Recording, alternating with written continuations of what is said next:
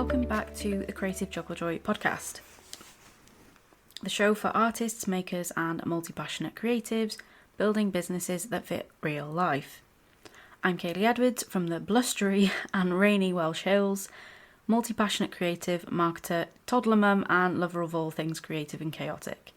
And alongside my co-host Dolores, we talk about the real behind the scenes of building a creative income without losing your joy and your sanity along the way. So grab a cuppa, take a breath, and let's get into today's episode. If you've ever thought, Kaylie, I can't really market properly because I don't have a website, or I'm only on Etsy, I'm only on Zazzle, I'm only on Folksy, so I guess I just have to hope the algorithm is kind to me. This episode is for you, because I want you to know something straight away. You don't need a fancy website to make sales. You need 3 things. You need to be findable, you need to be relatable, and you need to be clear about what you sell and where people can buy it. That's it. Not perfect, not complicated, not expensive. And today I'm going to walk you through some practical, non-techie ways to market your work, even if your shop is just Etsy, Zazzle, Folksy, Spoonflower or another platform. I'll also give you some seasonal examples for the next few months, because if you're listening to this as it goes live on the 19th of February, we're heading into a really good run of opportunities. You have spring gifting, end of term, summer, and all those little moments people actually buy for. Let's bust the myth first. People say you need a website. What they really mean is you need a place that does 4 jobs. A website usually helps people 1. Discover you, 2. Trust you, 3. Buy from you, and 4. A way to stay connected.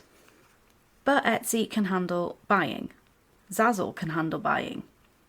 Folksy can handle buying. Spoonflower can handle buying. Your marketplace listing is the checkout. So your goal is not build a website, your goal is build a simple path. Each of those platforms has their own way of driving traffic to your products, assuming you list it properly. A path that looks like someone finds you, they click one link, they see what you sell, they buy, and ideally they stay connected.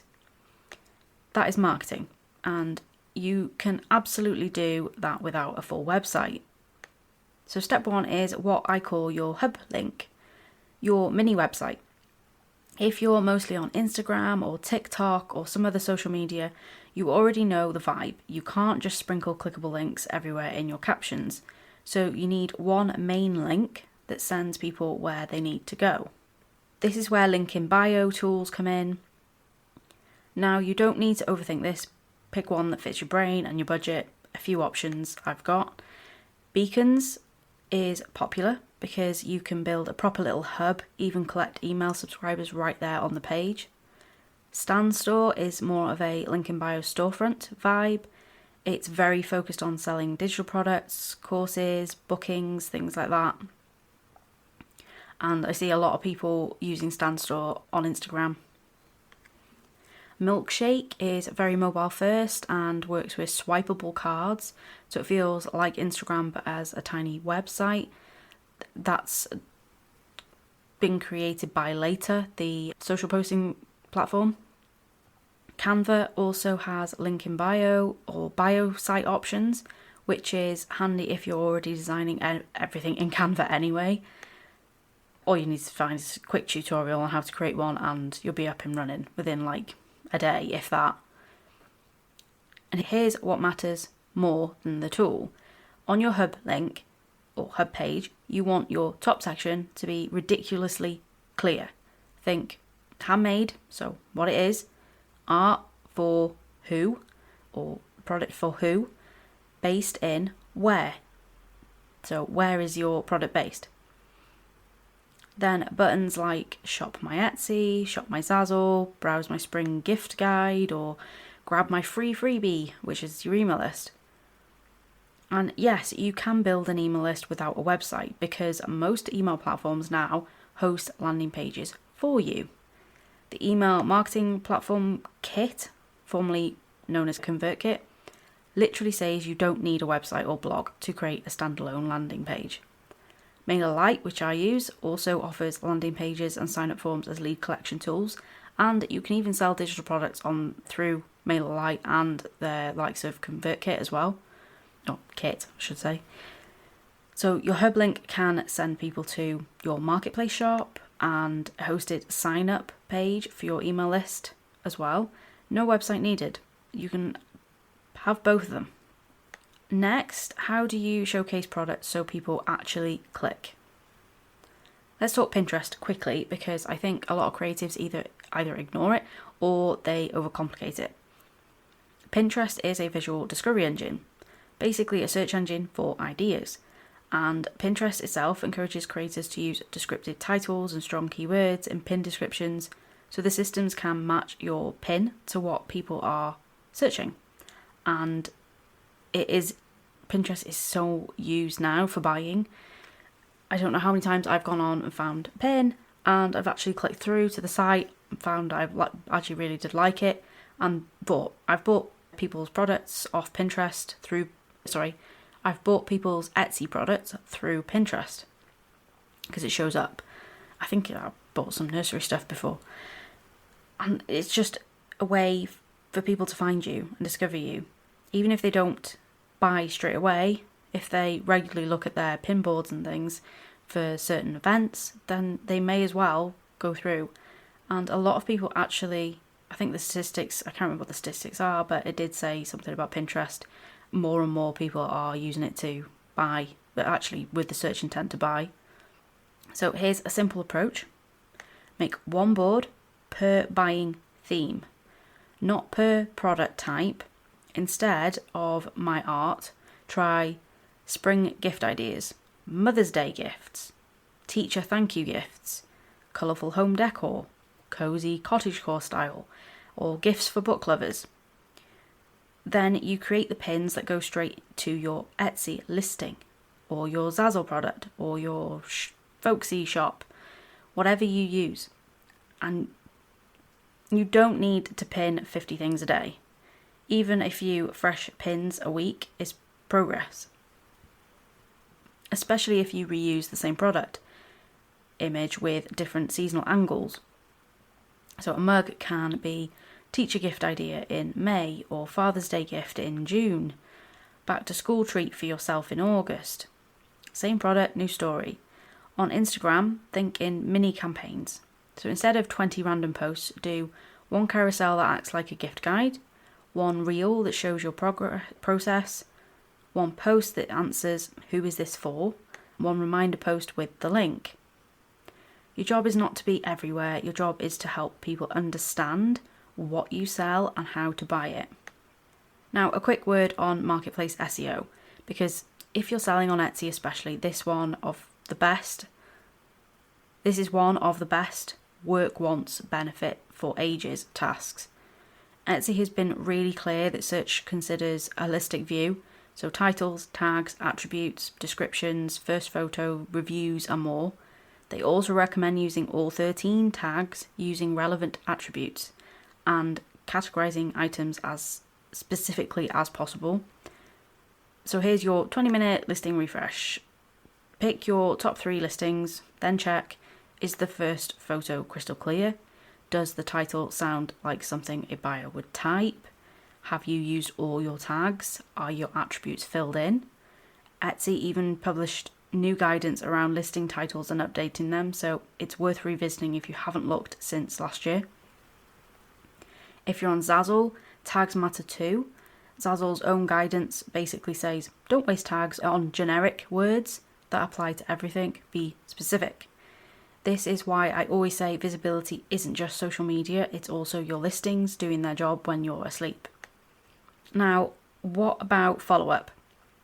If you don't have a website, it's easy to think you can't do remarketing, but you can. Etsy has targeted offers built in. It can send promo codes to shoppers who favorited an item. It can also send offers when someone abandons their cart, with specific timing rules described in Etsy Help. That's like Etsy doing a little bit of email marketing for you. Granted, it's not the same as having your own list. You don't own those you don't own that list. You can't really market to them off the site. You have to obviously look at their rules as well about it. But there's easy ways to gain the email addresses of buyers that have already bought from you on Etsy. So if you add like a card, if you're selling physical products, you can add a card with a link to your email list with an incentive to sign up. You can add that with a QR code on it, maybe even a personalized message if you do custom gifts. If you're selling digitally, obviously you can add a PDF with the QR code or the link to your sign up page with an incentive to sign up to your list. So there's numerous ways you can do it. And yes, you might not be getting every person that buys from you from Etsy or any of the other marketplaces, but it is one way of at least trying to connect with people in a different way off of Etsy or off of any other marketing platform that you use. And outside of that, your email list is your best friend. Quick note for UK creatives: if you collect emails, be clear about what people are signing up for and include an unsubscribe option in every marketing email. That's part of the ICO's guidance around electronic marketing. And there could very well be similar ones in other countries. I would absolutely make sure that there's always an unsubscribe link at the bottom of every email, no matter where you sell from. Because that's the pet peeve I've had before, is I've gone to unsubscribe from somebody and there is no link to unsubscribe from their emails, and you're stuck and you're like, well, what do I do in that situation? I don't want to be emailed by this person anymore. Maybe don't align with me, or maybe you didn't actually approve them to send you emails and they do anyway. So you should always add that to the bottom and obviously make it very clear of what they're signing up for. But don't let that scare you. It's as simple as pop your email here if you want studio updates or first dibs or something like that. You can unsubscribe anytime and then done. Let's make this super practical. So seasonal opportunities coming up from late February onwards. Here are some seasonal hooks you can market around without a website. Early March gives you International Women's Day on the 8th.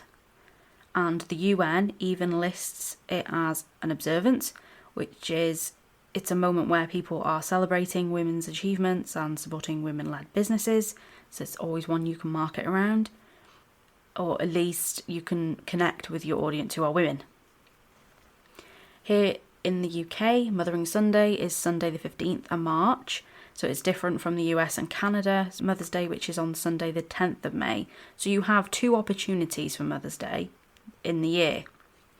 So let's say you did Mothering Sunday gifts and got them up ready for March.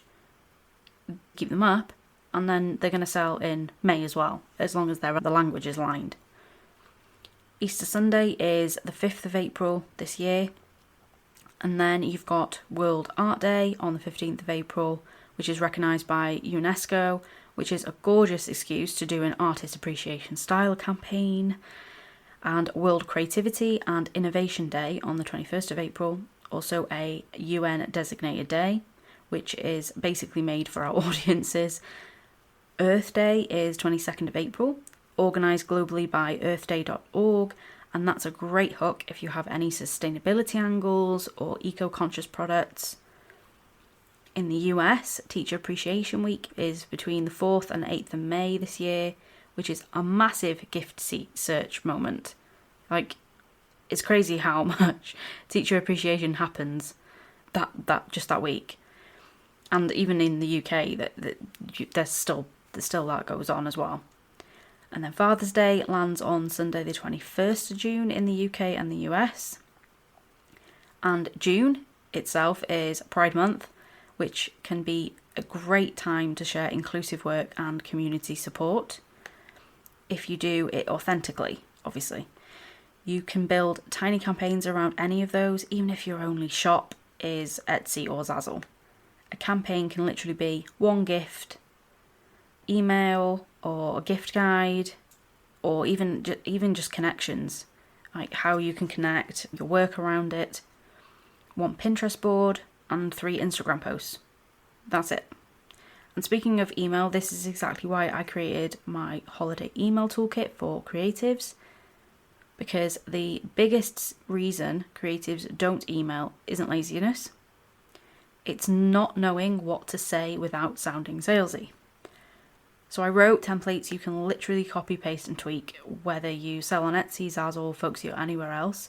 You can literally pop in my templates or swipe files and put them into ChatGPT or any other AI that you're regularly using. Get it to customize it to you and your business and your audience and your products. And I'm expanding it also because obviously I recently did that around Christmas time, so it was a lot of Christmas focused templates and Black Friday, and I have Valentine's Day and everything inside, but I have been starting to add spring and summer seasonal promotions in there as well, so like Mother's Day, Earth Day, Teachers' Gifts, Father's Day, etc. So you can buy it and it will work for you all year round as well. So let me leave you with this. You don't need a fancy website, you need a clear path, a hub link, a few strong listings and a way to stay connected, even if that's just 1 email a month. Visibility over perfection. And I have to keep reciting that to myself as well. Because I'm very good at telling others, but then forgetting to do it for myself. Because the creators who grow aren't the ones who do the most. They're the ones who keep showing up in a way their buyers can understand. You'll find all the links and resources mentioned in today's episode in the show notes. And if you want my plug and play email templates, you can grab the holiday email toolkit for creatives. It's designed to help you sell all year without sounding pushy. Thanks so much for listening to the Creative Juggle Joy podcast. If today's episode gave you a few light bulb moments, please share it with a fellow creative who needs the reminder that you don't have to do it the traditional way to make it work. Until next time, keep creating, keep juggling, and most importantly, keep finding joy in the process.